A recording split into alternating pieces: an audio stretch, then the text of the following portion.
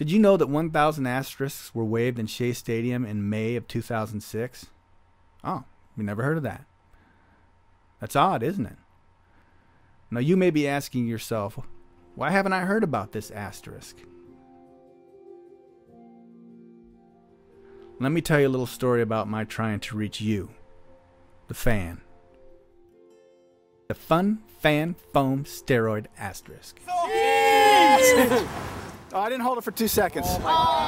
Today, I'm sufficiently convinced, like many other baseball fans, that there were players who decided to secretly take advantage of an illegal drug to enhance their performance. As time passed, I watched ESPN and other baseball broadcasts in hopes of hearing that the statistics of the steroid era must be taken with a grain of salt. I waited to hear that there is integrity in obeying rules and that those who cheat will in the end not prevail. But to my surprise, I heard mostly silence. Nothing. Crickets. I waited for them to talk about the stain that had been placed on the game. Even today, ESPN and Fox baseball voices only apologetically cover the issue of the steroid era.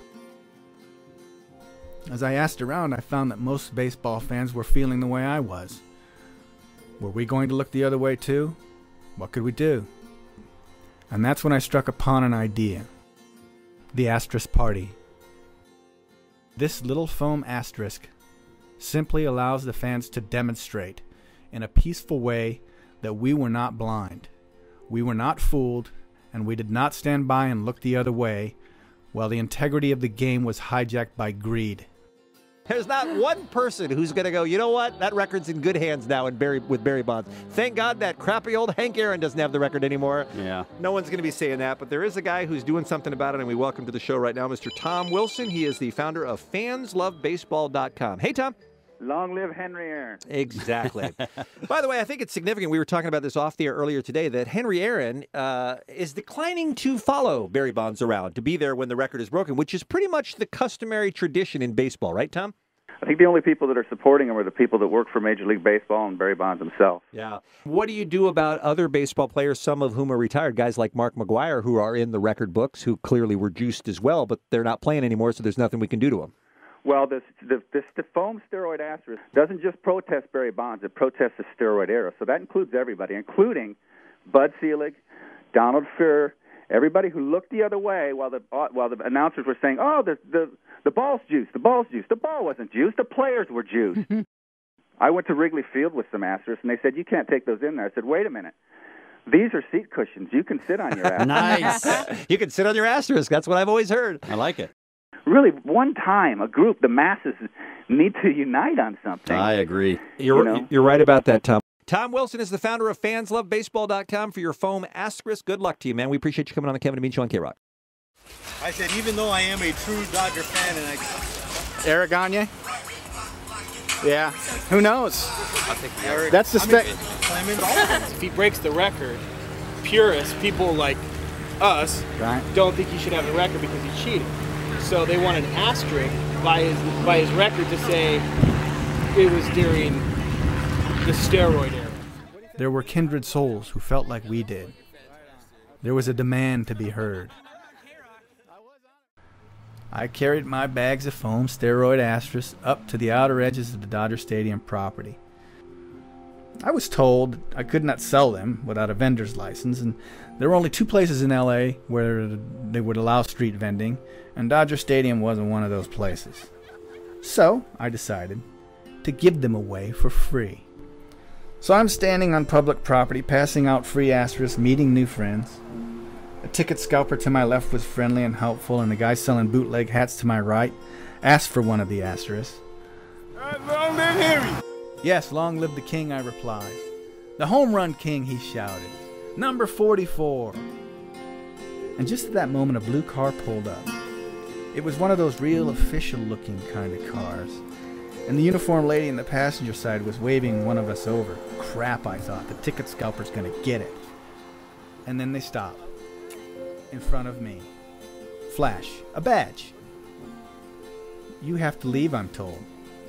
I'm giving these away as a protest. I'm on public property, I tell them. I think they're public protesters? I'm not selling them, man. Give them away. The lady looked at the driver looked at her, and for all appearances, they were stumped. Then, without a smile, the driver says, "You have to leave." You're giving these away, bro? Yeah, man, take a couple. Sick. You gotta hold them up, though. You can't just... And we do it because we love baseball. Leave. You can't be here. And I've always been one to respect the authorities, and I figured there was no upside to pushing any further. And it sounded like they meant business. So I packed up my asterisk and we headed home, the two of us. Me and my filmmaker friend, who caught the whole thing on camera. My filmmaker friend says that the footage should go into a documentary called Kiss My Asterisk.